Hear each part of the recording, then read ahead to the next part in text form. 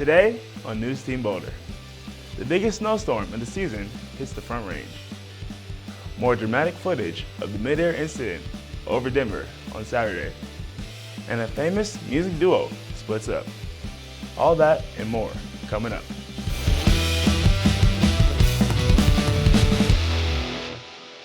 Welcome to NewsTeam Boulder. I'm Evan Batty. Winter returns again with more snow than originally predicted. The National Weather Service changed its winter weather advisory to a winter weather warning at 2 a.m. Thursday. Snowfall totals in Boulder averaged about 8 inches of snow, with Denver metro cities getting more than 13 inches of snow. Morning commuters face slick roads and drivers are urged to travel with caution. We shouldn't be getting any more snow this morning. Today's temperatures will stay in the 30s with sun expected to shine much of the day. The overnight snow is the biggest this season.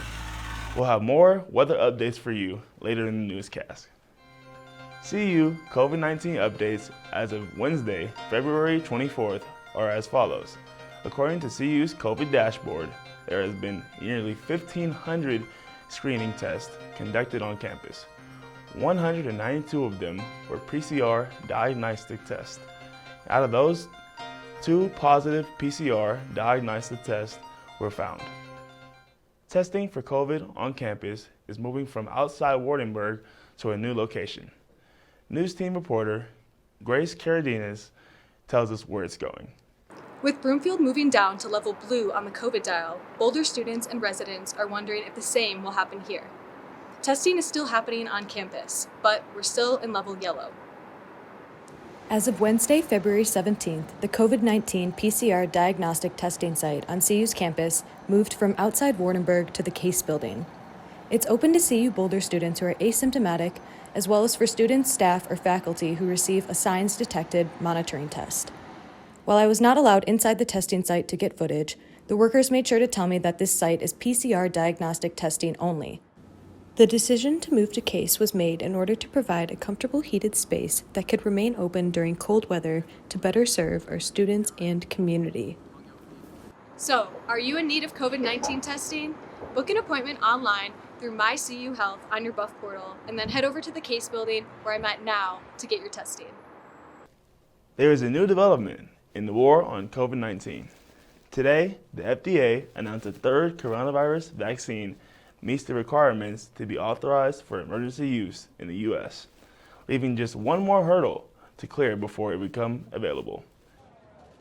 It's another step closer to a third COVID-19 vaccine in the U.S. In a new analysis, the FDA says there were no specific safety concerns identified in the one-dose Johnson & Johnson vaccine, paving the way for recommending authorization during an advisory committee meeting set for Friday. If an EUA is issued, we anticipate allocating 3 to 4 million doses of Johnson & Johnson vaccine next week. The Johnson & Johnson vaccine is different than the others now on the U.S. market. It doesn't have to be frozen and is made by taking a small amount of genetic material that codes for a piece of coronavirus and integrating it with an altered, weakened version of a common cold virus, allowing it to enter cells but not replicate itself and make people sick. The immune system will then react against these pieces of the coronavirus, offering protection for those who get the shot. The FDA analysis shows this vaccine has a lower efficacy than the others, nearly 67% effective against moderate to severe COVID-19 at least 2 weeks after the shot. What is the goal of the vaccine? To prevent you from getting really sick, needing hospitalizations and death, and this vaccine seems to work pretty well in that regard. For Health Minute, I'm Andy Gaither. A fourth COVID-19 vaccine could become available in the U.S. in April, when AstraZeneca hopes to secure the FDA emergency use authorization of its vaccine.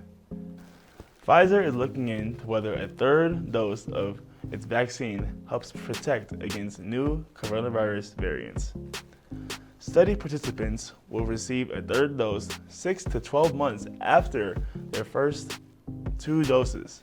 That third dose is exactly the same as the previous 2.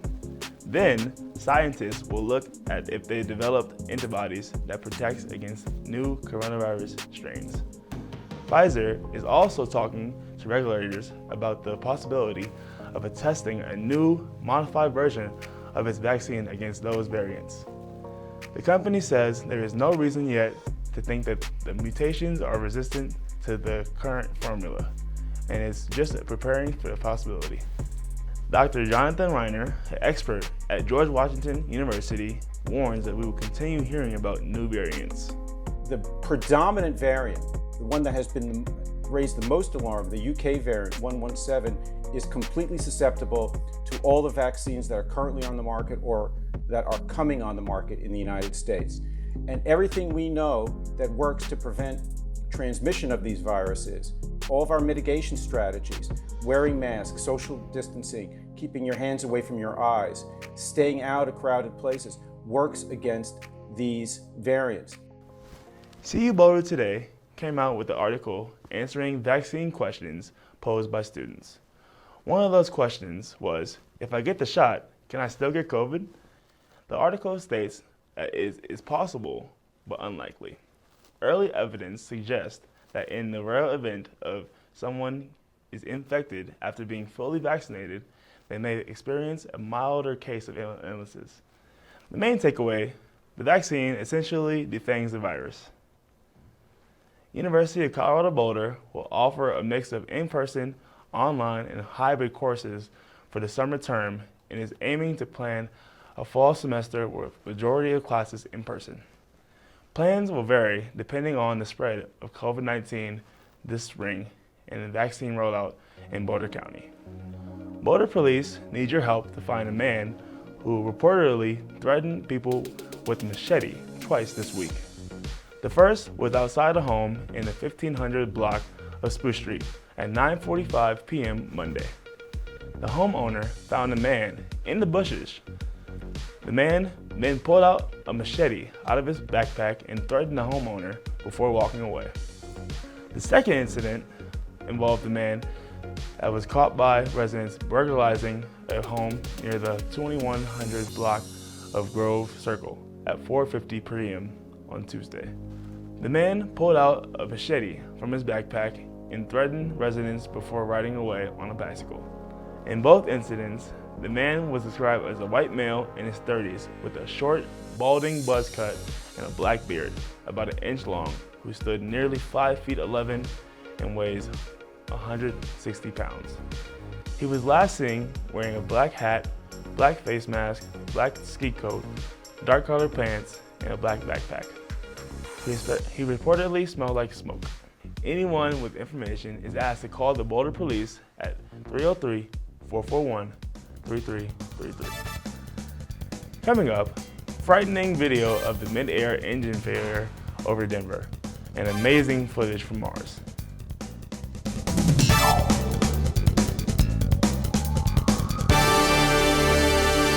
More dramatic video of Saturday's United Airlines mid-air incident shows the moment that the plane's engine exploded. Seen in this dashcam video from a driver in Broomfield, Colorado, the plane's right engine explodes just minutes after takeoff from Denver International Airport. The plane, bound for Hawaii, returned its 241 passengers safely to DIA. Debris falling from the sky rained down on cars, homes, yards, and even a soccer field. In this home surveillance footage, a large chunk of the plane just misses a parked car. Luckily, no one on the ground was injured. Earlier Sunday, United Airlines removed 24 of its Boeing 777 airplanes from service out of abundance of caution. On Monday, National Transportation Safety Board investigators released their preliminary report on what happened. They said the engine showed signs of metal fatigue. Touchdown confirmed. Perseverance safely on the surface of Mars, ready to begin seeking the sands of past life. NASA has done it. The space program has successfully landed its most sophisticated rover yet on Mars. The Perseverance rover landed without help or intervention from NASA teams on Earth. Scientists say that it was an incredibly difficult 7 minutes of terror. The rover had to slow from 12,000 miles per hour to 1 mile per hour in 7 minutes. Perseverance has been traveling through space since the end of July. It's part of a 2-year mission to look for signs of ancient life on the red planet. The rover will study the planet's climate and geology. The spacecraft also has Ingenuity on board, the first helicopter to fly on another planet. CU Aerospace Engineering major Ace Stratton reflects on how she felt watching the landing. It gave me chills. It's such a groundbreaking thing to do. The accuracy of the landing and how many things had to go correct, and they all went correct, almost like a symphony being played by a famous musician. Every piece did exactly what it was supposed to do at exactly the right time. A college student from Macon, Georgia, is a part of the team that made NASA's Mars rover mission possible. Georgia Tech engineering major Brianna Ivy is a former NASA intern who worked on Perseverance's mobility team. That means she did the mathematical calculations that allows the rover to navigate on the red planet in its search for ancient life.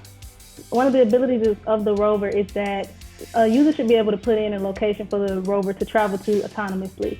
And so my job was to make sure that all of the distances and all of the angles and any mathematical transformations that had to be done were being done correctly by the rover. And it was a lot of math and simulations and coding, that type of thing. But it was a great learning experience and it was a lot of fun.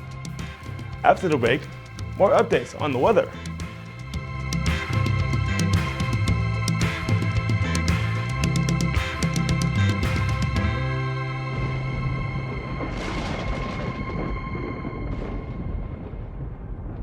Welcome to NewsTeam Weather. Over the night, Boulder received just over 8 inches of snow. Looking at Boulder weather today, we will have a high of 32 degrees and a low of 17 degrees with mostly clear skies. When we look at the rest of Colorado, things are beginning to look warmer.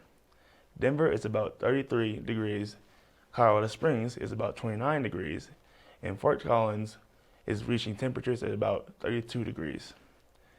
These temperatures will increase tomorrow as Fort Collins will be 39 degrees, Denver 40 degrees, and Colorado Springs reaching 45 degrees.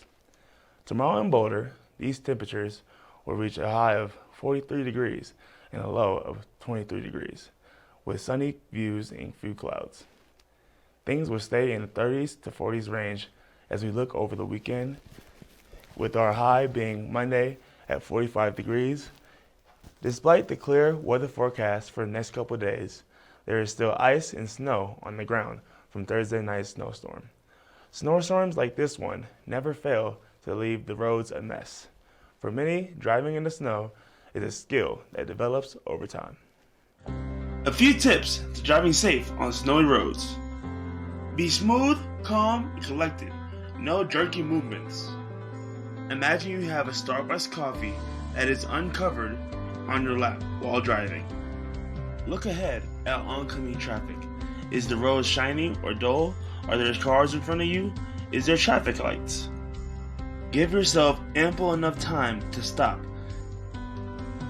Always pay attention to the lights at the side of your speedometer.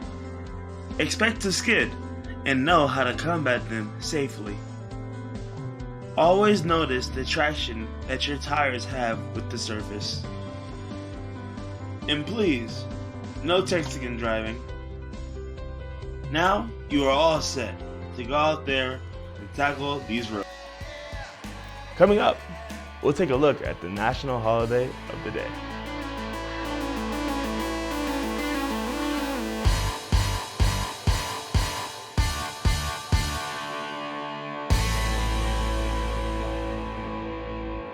They won't be one more time for Daft Punk, and their days of going around the world are over. At least, that's what the French electronic music duo wants you to think. The pair released a video Monday announcing the band's retirement. In a style consistent with their techno-infused robot image, the video shows them walking around a desert. Then one of them removes his jacket to reveal a self-destruct pack. which the other activates. And then Daft Punk's publicist has confirmed this split, but that doesn't really mean anything. The whimsical act could always reform under a different name, or the members could pursue solo careers. It's also common for musicians who retire to come out of retirement a few years later. Thursday could be a good day to chill out in more ways than one. What we mean by that is, Thursday is National Chili Day. It honors one of America's favorite winter dishes, which dates back to the days of sailing the frontier. The dish later took off in Texas, partly through hundreds of family-run chili joints. In 1977, chili became the state dish of Texas.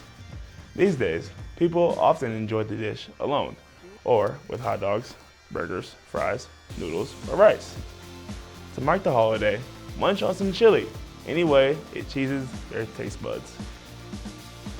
That's it for this edition of NewsTeam Boulder. Watch us each week for the latest news and information about CU and the Boulder community. You can follow us at NewsTeam Boulder on Twitter and YouTube. I'm Evan Batty. See you next time.